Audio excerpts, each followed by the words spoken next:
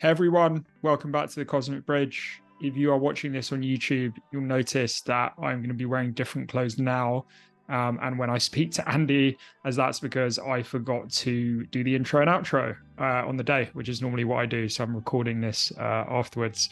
But anyway, today's show is not about me. It is about our great guest, Andy Culligan, who is a good friend of mine.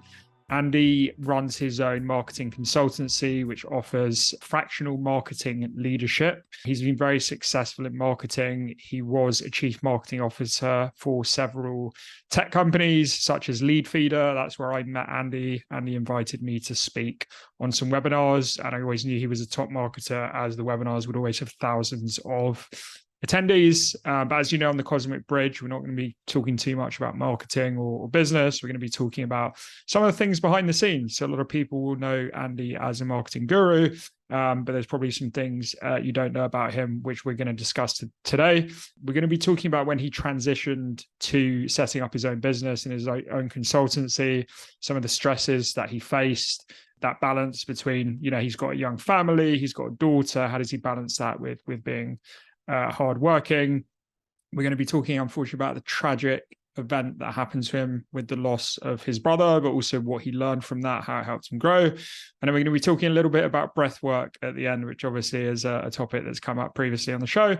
So let's get into it. Let's speak to Andy. All right. So probably 18 months or so ago. When did you start your business, Andy? I can't remember when it was now.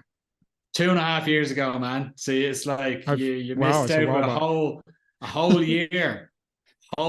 So 30 months ago, almost to the date. 2.5 years. So yeah. Andy, before he started his own business, he asked me, as someone who, started a small agency myself, more focused on the sales side, but I'm thinking about starting my own business. Should I do it? I said 100%, because I know Andy's a smart guy and it's worked out very well for him.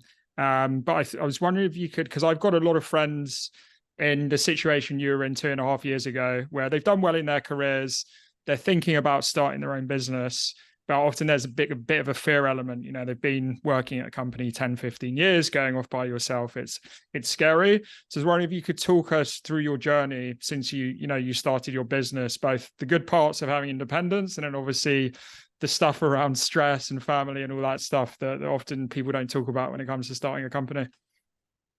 Sure. So let's go to the reasons why I started my own business.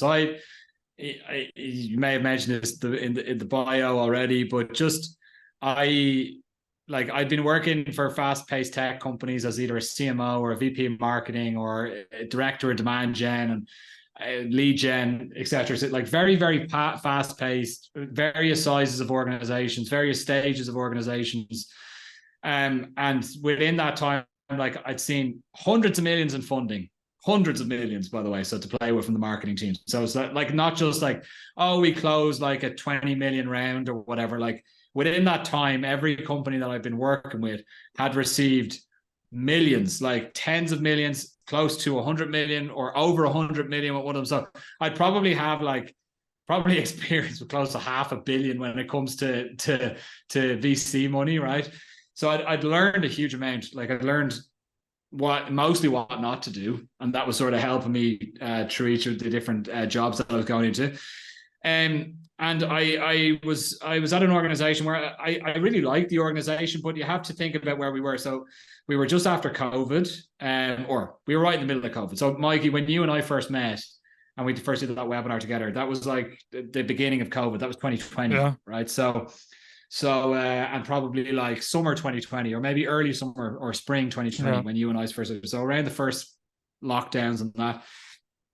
And the organization that I was at was I had a very good working relationship with the founders and with the chief revenue officer, for example, Yako. So myself and Yako had a very good working relationship and everything, and we were good counterparts, right?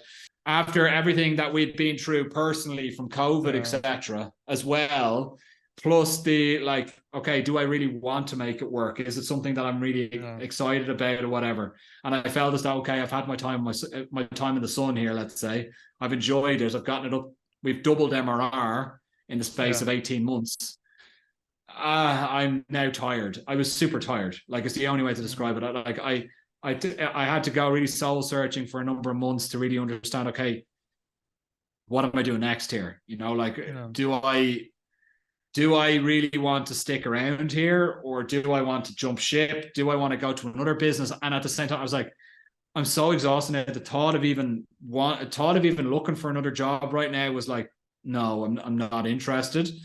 I was just like, I'm just going to take a break and see what happens. And that Yeah. was on one hand terrifying, but the alternative was even more terrifying. The Mm. alternative was burnout, right? So it was Yeah. like I definitely didn't want to burn out. I was on the brinks of it, and I Yeah. knew if I didn't do something, if I didn't make a decision of some sort, then it was inevitable, right? Yeah. So I made the decision to quit from one day to the next. But I just called Peck and said, "Hey, look, it's been great and everything, but I'm on the brink of burnout here, and it's not going to be like it's not the right way forward for me." He was very understanding. Like it worked out very well in the end, and we left very amicably, right? Um, and then it sort of turned out like we'd been speaking, you and I, Yeah. just around starting up a new business and that, and or starting up my own business. But that was before then, even like I sort of had that seed in my head, and others had said to me, "Oh, you'd be stupid to do it," and so on. I remember one particular CEO said, like, you don't want to be just another marketing consultant, you know, and that like stuck me, still sticks with me to this day. I'm not going to tell you who it was, but you and I both know the person. I'll tell you off Okay. air. But Interesting. but yeah. Anyway, at the same time, he was like you're a rock star. That's what he said to me. He said you're a rock star, but if you like leave this job now, you're just going to be another marketing consultant. I was like, I don't know about that. I'm super glad I didn't take that advice. By the way, that's another thing for people that are listening. Don't necessarily listen to all advice that you get, because some of it can be Yeah. really shitty Just advice, right? just a quick thing before you continue Yeah. your story as well. Like, because obviously, one of the themes of the podcast is the balance between the measurable stuff and the not measurable stuff. And one of the things that's not measurable is your gut and your intuition. So, like, was there any like gut and intuition that was going on with the decisions you were making at this point as well? So sort of like, so I always knew I could make it work, right? Or at least give it a punt. But at the same time, as I said, like it was like there was one or the other decisions, like keep going what you're doing and burn out, Yeah. or like quit and figure out what happens next afterwards. Like I left the job being like, I have no idea what's going to happen next, but I know that it's going to be better than going into a burnout, right? So Yeah. gut feeling like is I basically what I started to do was I was like, okay, like I slowly started to let the LinkedIn network know that I was out of a job and that Yeah. I'd left Lead Feeder. And with that, people started just reaching out, being like, "Hey, can you help? Or are you looking for full time work?" And I was like, "No, I'm not looking for full time work, but I can help." And that's Yeah. just sort of how it started, and it just sort of snowballed then into what it is today. Like it sort of, Yeah. I didn't make a conscious decision to start the business, Mikey. It never really like the Yeah. conscious decision came probably after winning my fourth customer. That I was like, "Oh Yeah. shit, actually, this actually works." And Yeah. at the start it was sort of like, well, maybe I can work with a customer or work with a couple of different companies, and then if I like one and they're looking for a full-time CMO, I might jump in there, right?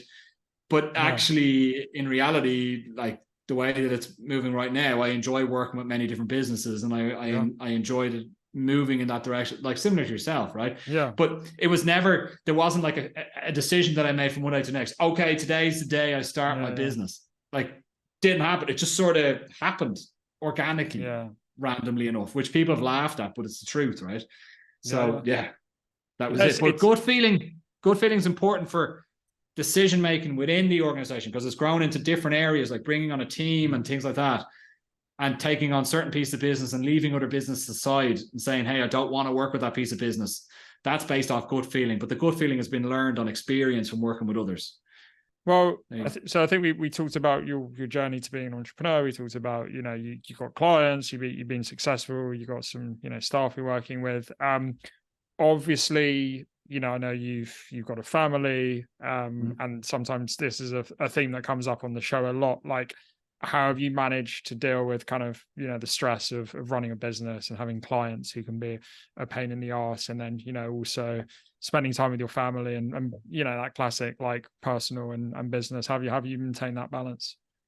It's hard, man. Super hard. So like there's a couple of things that are there's a few things that are really important to me. Like for my own headspace and stuff, right? So there's obviously the business. The business is important, that the business is running well, right? Which it is. The other thing is that I need to have is like exercise, like quite a focused exercise regime, which I do week in, week out, and family. So all of those three things I try to work out together, right? I try to fix in certain times or whatever. So I've got one kid, right? She's relatively young. She's in school, right? But relatively young. And the important thing for me was that like I was able to spend enough time with her, like meaningful time as well. It's hard, right? It's super hard because everyone's busy as well. Like, so my wife is busy. She's studying. My daughter is also busy because she's got stuff on after school, and she's also got stuff going on herself, right? And then I've also got my stuff going on at work as well. So when I'm there, I'm trying to be 100% there. If you get me, like that's hard. That's really bloody hard. People don't like. I remember hearing when I was younger, like, hey, like just make sure that that when you're there, you're really there, that you're giving people your full concentration, that you're not somewhere else. And I was like, how hard can that be? Come on, like, what's this, you know? But actually, what I find is I leave I work from home. Like I'm in my office at home now, right? And I've got I'm lucky to have a separated office in the house. And when I leave the door, I come upstairs. Like typically, I'd finish up at between 6 and 7 in the evening. And my wife and daughter would be sitting upstairs, and we'd have dinner together. That's sort of our daily regime, let's say, right? But I need to make sure that when I sit down at the table, that I don't have, the next item on the marketing budget's going to be this, and then did I get back to that person? Did I do that? Blah, blah, blah, blah, blah. And it just starts to unwind, right? And if I'm not careful, like I need to tell myself, it's like, fucking hell, Andy, just like focus. You need to focus on the person or the people that are sitting in front of you, because this time is going to be over before you know it. And I have to do that to myself. I have to pull myself to sometimes beat myself up a bit mentally to be like, hey, like if you're not here right now, you're going to regret it someday. And I try to do that. I don't always succeed. There are definitely times when I'm sitting at the dinner table staring off into space and calculating marketing budgets and cost per lead. Right. It's inevitably going to happen. But like there's that time with the family in the evening, and then also in the morning, like I'm the person that runs around from early in the morning, gets everyone up out of bed and make sure that everyone's dropped off at school. And I do that in the morning. So I typically don't start my day until 10. So that's like if somebody like shoots from the hip and puts like a 9 a.m. calendar invite in my calendar, I'm pissed. Because like I do the school drop off, I come home, walk the dog, try to do a workout if there's time, and then I get down to it, right? And then in the evening as well, like from 6 to 9 or whatever, that's sort of family time. But again, it doesn't always work like that, but that's the sort of structure that I try to keep my life. And I also try to get the exercise regime as well, slotted into that as well. So like, it's hard. It's like your original question is how to balance it. Like so many people say, oh, it shouldn't feel like, I remember somebody telling me before, I shouldn't feel like effort. If it's effort, then you're doing something wrong. And I'm like, that's absolute bullshit. Like it's effort, because you need to make sure that you're focused when you're there. You need to make sure that like you're giving everybody your attention. You need to make sure that your head isn't elsewhere. You need to make sure that you're able to juggle the client's business whilst at the same time trying to look after yourself and the family. So like, it's hard, but it is what it is, right? I know it was something when we were kind of preparing for the podcast, you wanted to talk about, which is putting yourself first as a solopreneur as well. And I know this obviously what you're talking about here is you've got your family, you've got your business, you've got your clients. And I know sometimes when you're in this situation, like I'm going to prioritize myself last, right? Because I've got all these other people that I need to look after. But that's obviously not good. And I remember hearing an analogy, I think it's from Jay Shetty, that talks about, you being a cup. And if your cup is at like an iPhone, you're at 10%, you're not going to be working optimally for all those other people, and you may just totally burn out, like nearly happened to your lead feeder. So yeah, how do you like put yourself first in these situations? That's also super hard, man. Like it is very hard. Like I've found recently as well, now that I'm basically at full capacity when it comes to business right now. And I've had I've said that before, and I've been working with less clients, right? And now I think I'm at a stage now where, because I have a team and stuff, it is a little bit different. But it also brings on more responsibility when you have a team. So they also have more children to look after, let's say, when you have a team. I mean that in the best possible way. So if the lads are listening to this, don't take that the wrong way. Don't take that the wrong way. So you need to, so you care, right? So if you want to make sure that they're doing okay, you want to make sure that they've got everything they need. You want to make sure that they're able to perform. You want to make sure that they're motivated. You want to make sure that they're in the right headspace, etc., etc. Like, it gives you more to worry about, basically, right? Which then again takes away from the time that you can say, hey, look, I want, like I need to look after me, right? But in saying that, like, how do I do it? Well, again, I need to be fairly stringent with myself to say, okay, what's important to me? As I mentioned to you already, family and exercise is important to me. So if I feel as though I'm not getting enough exercise, then I'm just gonna, it's sometimes where I'm like, okay, it's either going to happen very early in the morning or very late at night, but it's going to happen either way. Because if I don't do it, I know I'm going to be a disaster. Like, everybody's going to be unhappy with me, including myself, right? Like, nobody's going to be happy with me. And like, it's just better that I just go and do it, right? Spend the time. And like, as well as that, I think it's important to be able to just take a break. Like, I put up a LinkedIn post there recently last week, and somebody said to me, like, what do you mean by this? Basically, I said, I had a coach at one point when I was working in another organization who said to me, hey, you know what people don't do enough of nowadays? And I was like, what's that? And he's like, nothing. People don't do enough of doing nothing. I remember that post. It was a great post. So he was right, though. Like, when do we ever just not do anything? Like, nothing. He was like, do nothing. Don't even move. Just sit down. Just chill out. Like, just put the feet up for a little bit of time. And I found myself, now that I've been super, super busy over the past months, that I've sort of like gone back to his advice and just gone and done that. Like, there was a time, for example, I went to the Rugby World Cup back in September with a mate of mine, right? And at the same time, a week before that, I'd just been diagnosed with shingles. I don't know if anybody knows what shingles are, but they're not pleasant, basically, and you get it from stress, right? So if you've ever had the chicken pox, it can just come back up again when you're older. Typically, it doesn't happen until you're much older. But yeah, there you go. I was 37 and getting shingles, which my doctor at the time was like, why the hell are you getting shingles? Like, you're way too young to get this. Like, do you have any stress in your life? And I was like, no, of course I don't have any stress in my life. You know? But I found, like, I was like, okay, like, it was upsetting me almost, being like, oh shit, I'm actually so stressed that I'm getting sick, right? Like, what's the next thing that happens, right? So as I said, I went to the Rugby World Cup, and I came back on the Sunday, and we'd had a good weekend or whatever. Ireland had just beat South Africa, so we went out and enjoyed ourselves, whatever. I got back on the Monday, and I'd worked all Monday morning, whatever, I had a lot to do. And then, like, Monday afternoon, I was like super exhausted. And I was like, Jesus, my wife just said, just go for a nap. And like, I have not even considered in like 10 years to like lie down in the middle of the workday and just go for a nap. Right. And I just did it, and I felt amazing afterwards, and went back and did work, and I was much better afterwards. Then I just realized that I need to start looking after myself, like, get to bed early. You need to be stringent with yourself to look after yourself. So I was like, phone down from 9 p.m, get into the bed, get to sleep by 9:30, 10.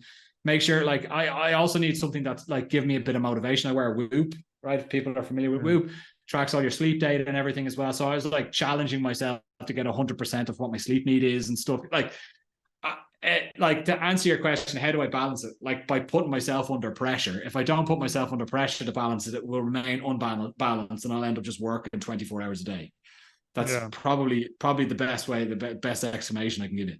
Yeah, and it's funny, it seems like such ridiculous advice, but so many people need it in this era where we're just like constantly switched on. Is like just doing nothing. That's why sometimes just lying on the beach, right, and listening to music or a podcast or something, it's not just you're on holiday, but actually it's like therapeutic in a way, right? Exactly. And also, I would also add, like, delete social media apps off your phone. They are complete. Like, I did that a long time ago. Instagram reels are like crack cocaine. Like, it's like that stuff is just so addictive. I give you an example. I deleted all that stuff off my phone months ago, and then I looked up something on YouTube there 3 days ago, and I was like, oh, what's this? YouTube Reels or YouTube Shorts. And then I found myself sitting on a couch for 45 minutes last night. Just my wife was out for dinner with a friend. I was like, oh, look at this, more crack. And I was like, this morning I deleted it because I found myself like, I was like, shit, I need to just get rid of this. This is bad. So I deleted the app off my phone this morning. So that as well, like that's not doing nothing. Looking at Instagram and Facebook and whatever is not doing nothing. Well, we've done a podcast on social media addiction with a person called Sam Flynn, which people can listen to, because I think definitely a problem for a lot of people. As you know, Andy, because you've listened to a few episodes of the show, we talk about some of the tough subjects. And I know something you open to talking about was the death of your brother in 2015 and how that's affected you both on a personal level and, you know, professionally as well. So just want to be able to tell us a bit about that. Yeah. So I grew up in Ireland, as you can probably tell, right? And I moved over here to Vienna. Over here, people don't know where I'm calling in for. So I live in Austria. I've been living in Austria for almost 15 years now. And like I grew up just quite a normal existence in Dublin, I would say. 2 younger brothers, the eldest of 3. And back in 2015, as you mentioned, my youngest brother Owen died tragically in an accident in the States, right? Which just like turned the entire world upside down, right? It was there's no anybody that's dealt with loss, you know, like I don't even need to describe it to you because you know how it feels. It just feels terrible, and it's like no other feeling that you can describe, really, right? And people that don't know how it feels, they say, oh, I could never imagine what that would be like for that to happen. And I like that was probably the worst thing when people came up to you and said, oh, I could never imagine how I would deal with something like that. You're doing great. Like I'd be a mess. And you're like, that's not helpful, right? So that's like, it's good advice for anyone listening. Don't say that to a friend who's going through grief. Someone's grieving. Yeah. Like, you mean the best, I know, but it's not helpful, right? But the thing that really stuck with me is like it's one of those like there's you want to be under controlling so many things in your life, and it's the only thing you cannot control. Like there is nothing you can do about that, like nothing, because you're automatically, your brain is like, okay, how can I fix it? How can I fix it? How can I fix it? Right?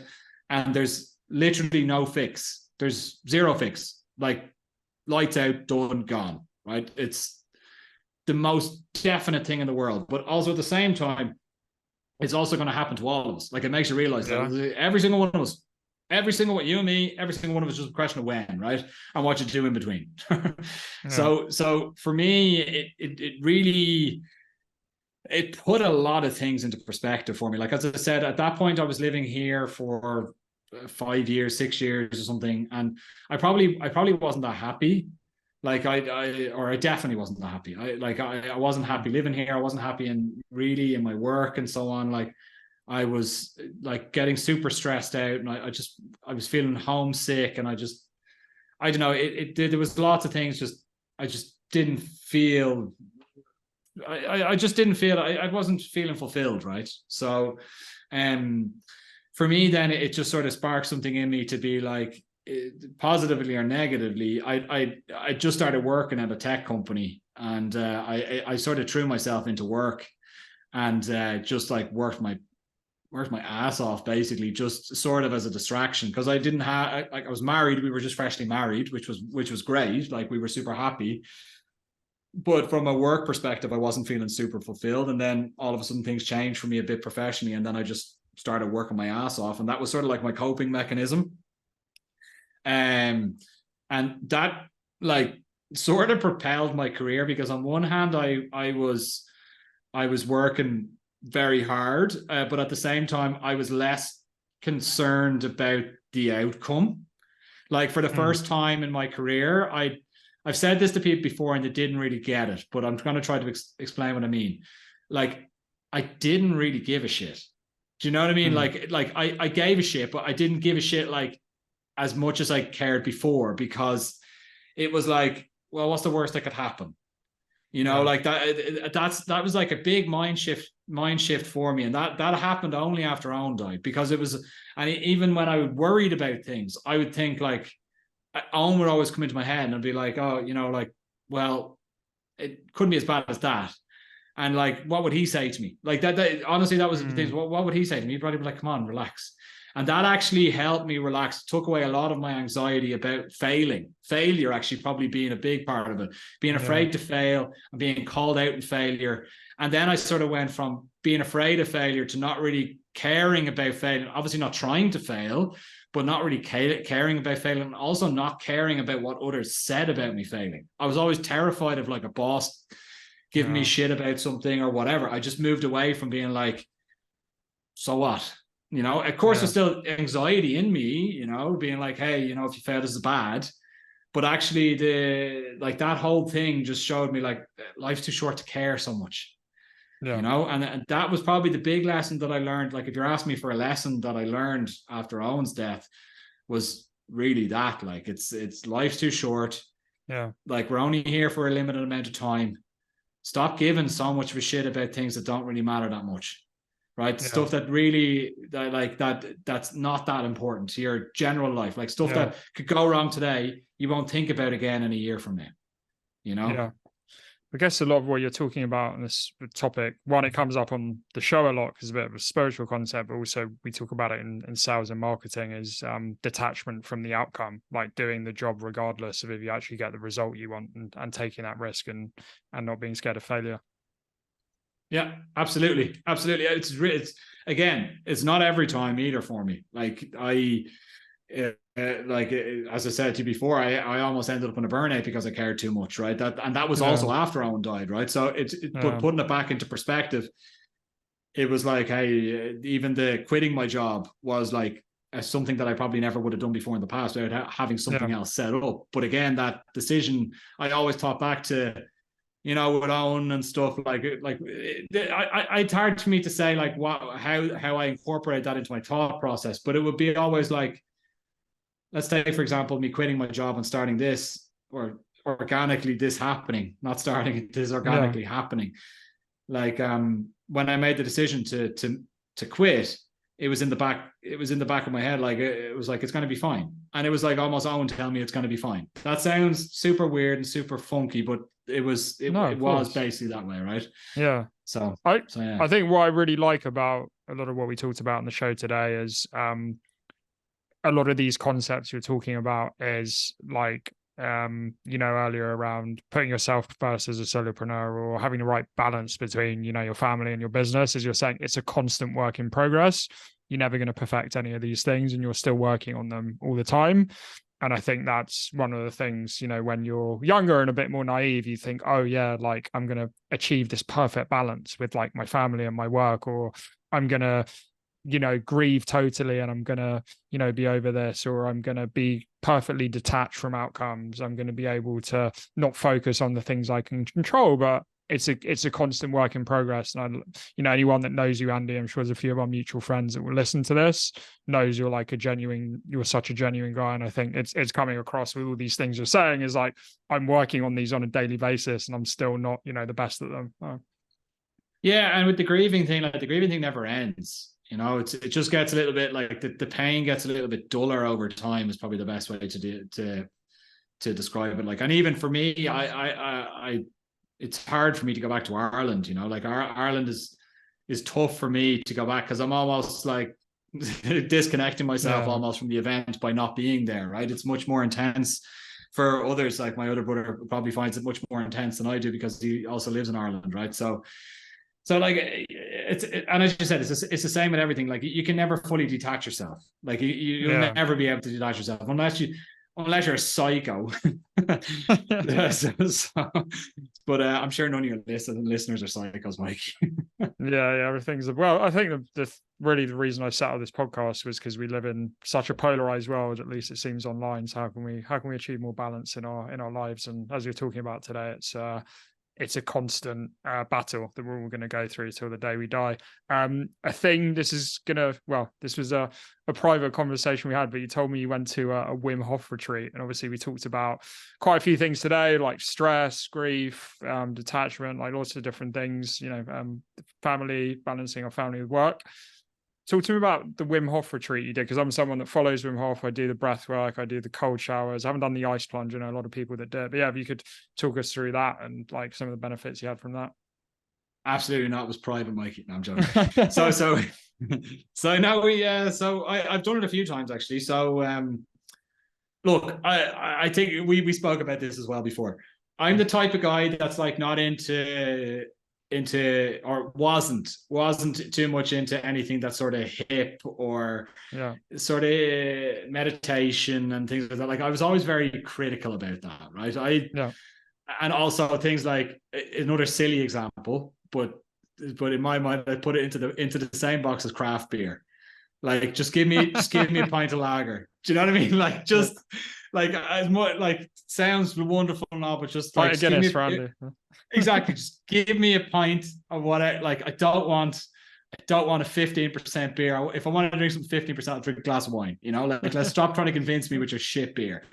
So it was a similar type of thing. What I'm trying to get at is I'm a fairly easy to please guy, right? So like and not too much. I wouldn't consider myself a very spiritual person, right? That has changed though. That has changed, especially after Owen died as well. That changed things a little bit for me.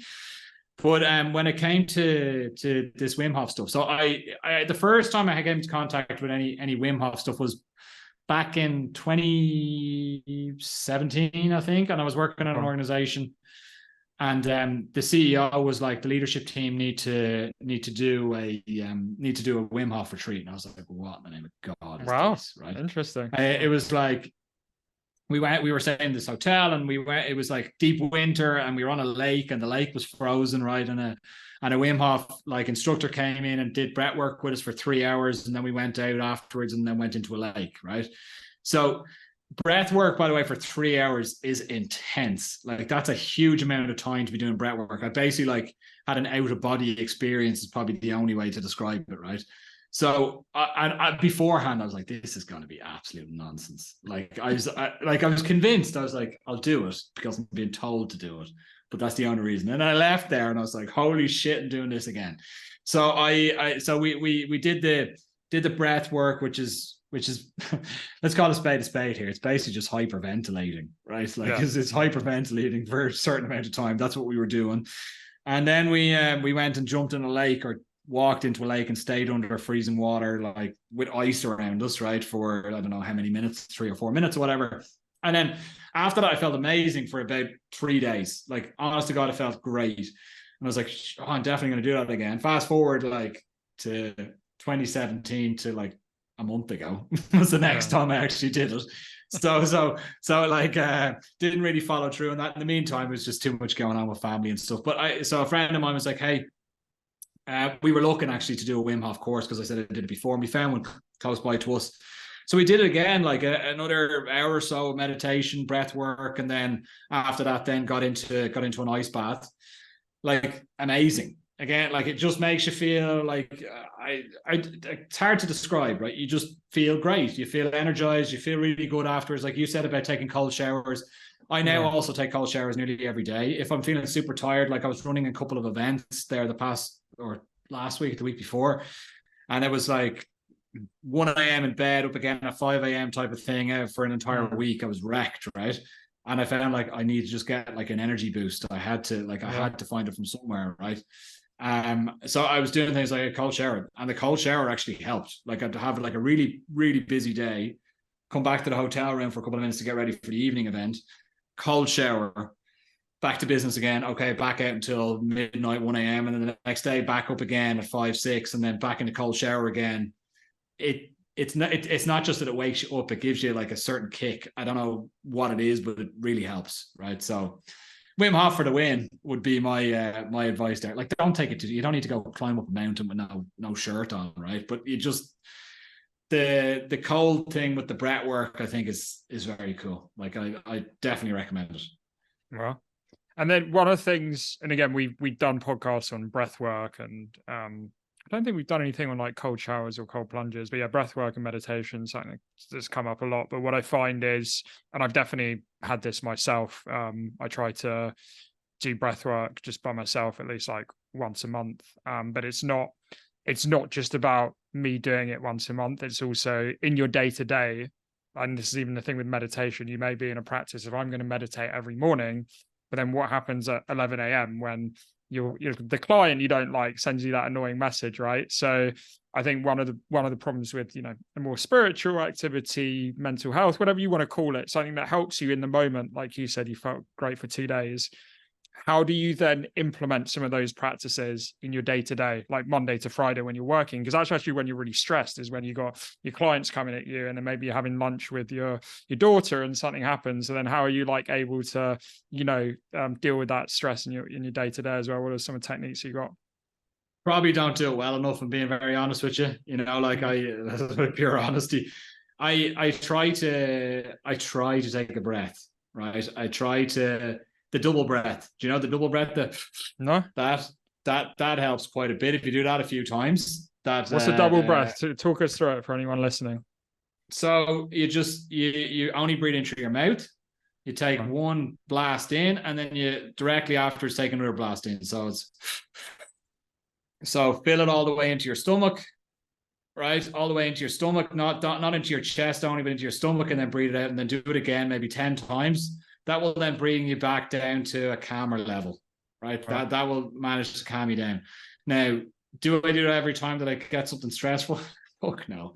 But I try to remind myself, like, okay, like just take a breath for a sec, you know, just really try to breathe in a little bit. And actually, you know, one of the things that I find helpful, because I work from home, this has nothing to do with breathing or whatever. Like sometimes we make big mountains out of molehills in our head. Like I do that as well. 100%. Right? Yeah. And sometimes when stuff comes up, I'll just like walk into my office and go talk to my wife and be like, what do you think about this? You know, especially if you're like a solopreneur or somebody, not just solopreneur. If you're working from home, I think working from home is important, because when you're working from home, you don't have people in front of you.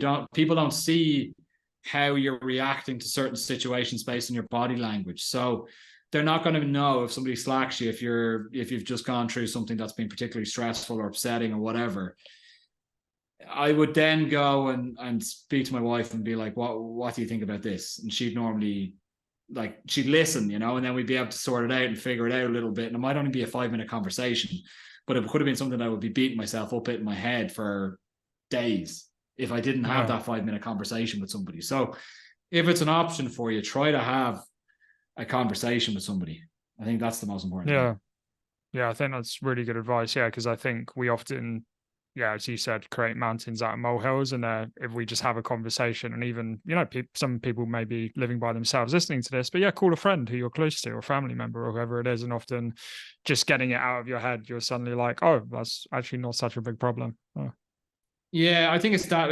So what also helps as well is like coaches or mentors, or like, if you can afford it, like even just counseling, just generally, you know, that's been very helpful to me, trying to get over tough things. Like I've talked to you through a couple of tough things that I've had to manage, which I also leaned on counselors for back in the day, right? So I would highly recommend that. Somebody that can just give you a bit of perspective on things, whether that's a friend, but maybe some people don't like talking to friends about these things, right? Because it makes you feel a bit vulnerable, right? So it needs to be somebody that you can at least feel vulnerable about, and you don't need to worry about it afterwards, right? That's 100%. You said something earlier which I thought was interesting. You said, you know, you obviously were skeptical before you did the Wim Hof thing, and you're always a bit cynical with this stuff. But you said as you've got older, you know, after the death of your brother as well, you feel like you become more spiritual in a way. I was wondering if you could like tell us about that journey. Yeah, it's I mean, like there's a certain, like, I'm not ultra spiritual. I think we had this conversation in person in London not that long ago, Mikey. Like I wouldn't call myself particularly religious, right? I have a belief, and like I believe that something happens to us after we die, and I believe that there's probably some form of higher power. I don't necessarily believe, or I think that the issue is that a lot of people have with religion is organized religion, and, for example, the Catholic Church, right? And how that's generally organized. But I think if you look at any organized religion, you still need to find like the goodness in what what they're trying to achieve. They're trying to get people to live a specific standard of life, which is good for them and others around them, right? And I'm not the guy that goes to church every Sunday, and I'm not the guy that goes to church every Christmas. I'm the weddings and funerals guy, right? That's basically and stuff where it happens, right? if I need to go to church, I go to church. Basically, is basically the thing I'm saying. I grew up Catholic, right? I went to Catholic all boys school growing up. I will say that one of the things that I recognize after Owen died is that the church was really like, or the people that were involved with the church, not just in Ireland, but also in the States where it happened as well, were very, very supportive, like incredibly supportive, went above and beyond actually what you would have thought was the case. And we'd always been very skeptical of the church, was saying, they're only with all the scandals and you just hear the negatives, right? But you rarely see the positives because people aren't really involved anymore, right? That to me was like a real eye opener to me in what the church can provide, almost like a backbone to the community, right? Yeah. Now again, I'm not like advocating for Catholicism here. I'm not St. Patrick, right? I'm not trying to turn everybody into Christians, right? I think the question was like, how have I connected to spirituality? It probably, before Owen died, I was probably less, I don't even think I thought about it too much, but I was probably less like, oh, like the church plays a role in my life. Now I'm like, the church probably plays a 5% higher role than it did before. Like, or at least it's something that I bear in mind. I'm not ultra critical of the church the same way that a lot of people in my friends or in my social network would be. Again, I'm not a Bible basher, and I'm not like, hey, like, praise the Lord and all this stuff. I do what you will with that, but I connect with it in a human level, in that I see a lot of instances that I've had dealings with people that work at the church, priests, etc., that they actually want good for everyone around them. There are a lot of, like, of course, in every organization. Actually, no, I'm not even going to get into that. There's I'm not even going to, because there's stuff that's happened terrible. But the people that I've had interactions with in the past years, not all interactions, but many of the interactions that I've had have been very positive and been very helpful to me and my family, which creates a stronger connection between me and the church. But again, I'm a weddings and funerals guy. Like, I'm not the let's go every Sunday. But I think there's something there that's clicked in my mind a little bit, and that I probably have more of a belief than I did before in the past. Is probably the best way to put it. Well, I also think, going to what you were saying, is, one of obviously the things that it's talked about a lot in Christianity is that we're all sinners and we all have, the bad inside of us. So sometimes when people are criticizing other people, they're projecting some of the own problems they've got going on in their life as well. But that's I think a problem in modern society, for sure.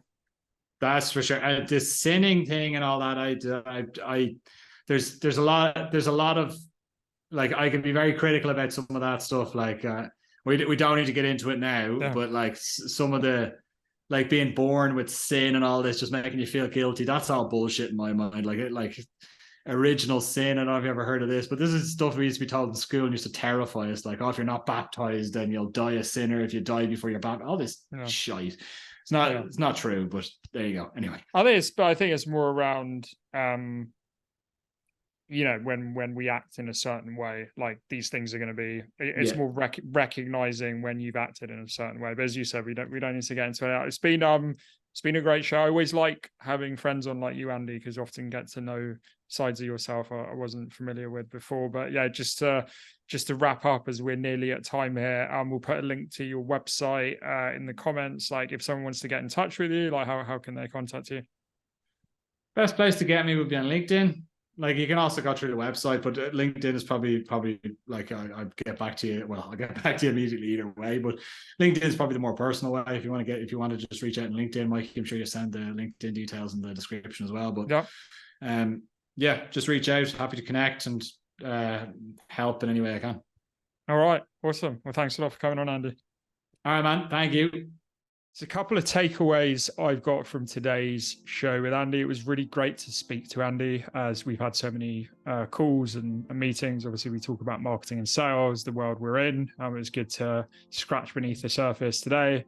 a couple of things was this topic of balance, which obviously is such a huge theme of the Cosmic Bridge, is it's a continuous process. It's not like we're suddenly going to have the perfect balance between, let's say, your work and looking after your family, in Andy's case, a young daughter, right? That's a continuous process. Or, feeling not stressed with your job, right? Sometimes you feel great and you feel really balanced, you have a great day, and then other times things really get to you. So it's a continuous process. And I really liked the way Andy is so genuine about that, as we talked about, people are pretending all the time that they've achieved this perfect balance, and I don't think that exists. It's a daily struggle for all of us.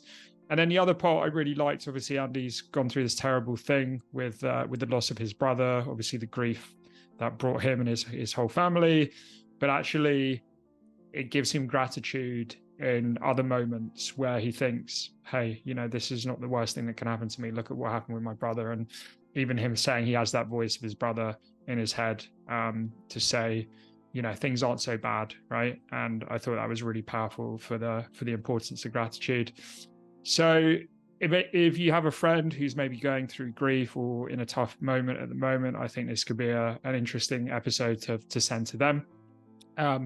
As always, if you can subscribe to us on YouTube and any podcast platform you listen to, that's always appreciated. We're always trying to get the word out there, make Cosmic Bridge as big a show as possible.